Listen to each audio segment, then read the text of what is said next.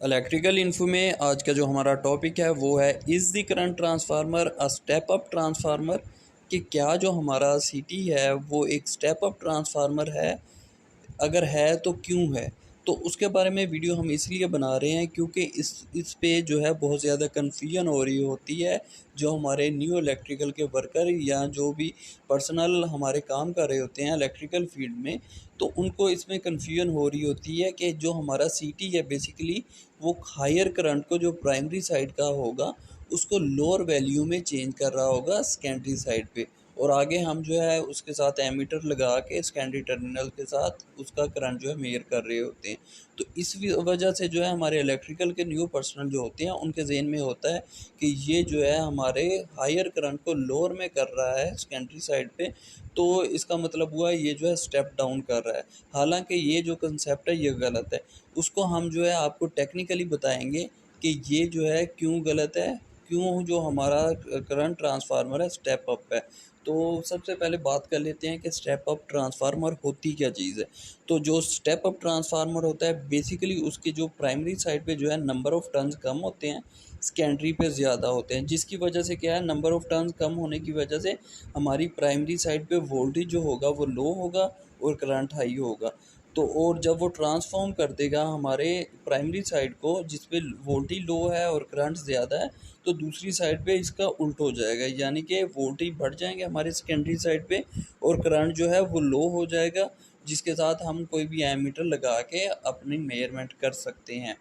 तो उसके अलावा जो इलेक्ट्रिकल की इक्वेशंस हैं या उसके बारे में जो फार्मूलाज हैं उस पे बात कर लेते हैं कि क्यों ऐसा होता है। आपको पता है जब भी हम ट्रांसफार्मर की बात करते हैं तो वो जो ट्रांसफॉर्म कर रहा होता है वो सिर्फ जो है वोल्टेज और करंट में जो है ट्रांसफॉर्मेशन कर रहा होता है।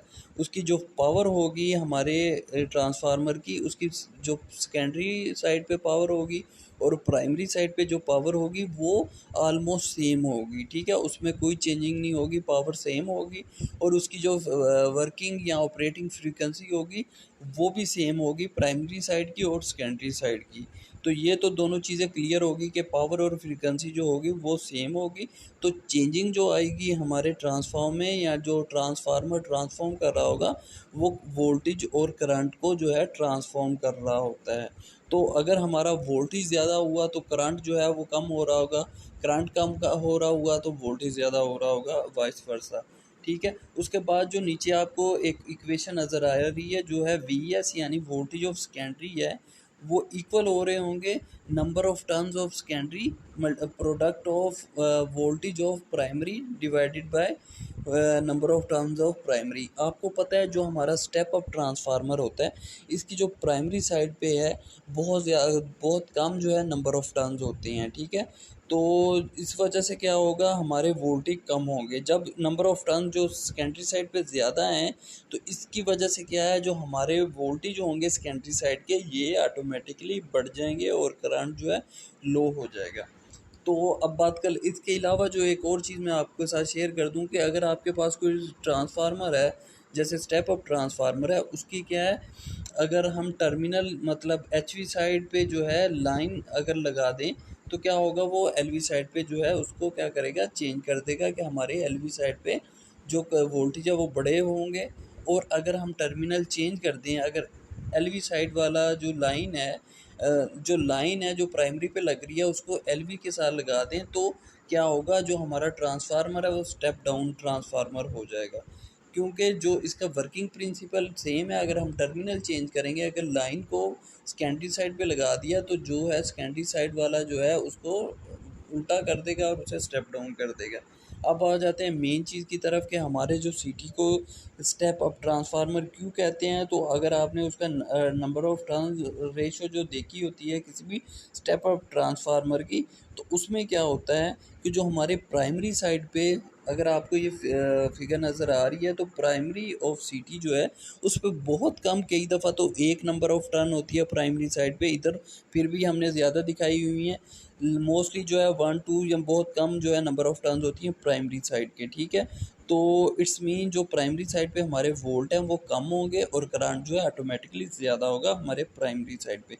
तो जब जो उसकी सेकेंडरी साइड पे नंबर ऑफ़ टर्न जो है हमने बहुत ज़्यादा बना दिए होते हैं, इसकी वजह होती है कि जो हमारा वोल्टेज है वो ज़्यादा टर्न्स होने की वजह से बहुत ज़्यादा हाई हो जाएगा हमारे सेकेंडरी साइड पे, और उसी उसी का जो उल्टा है करंट जो है वो डाउन हो जाएगा।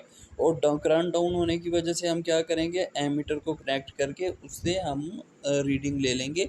अब करंट की जो सेकेंडरी साइड पे होगा और उसी के जो प्रोपोर्शनल हमारा प्राइमरी करंट है वो हम फाइंड कर लेंगे।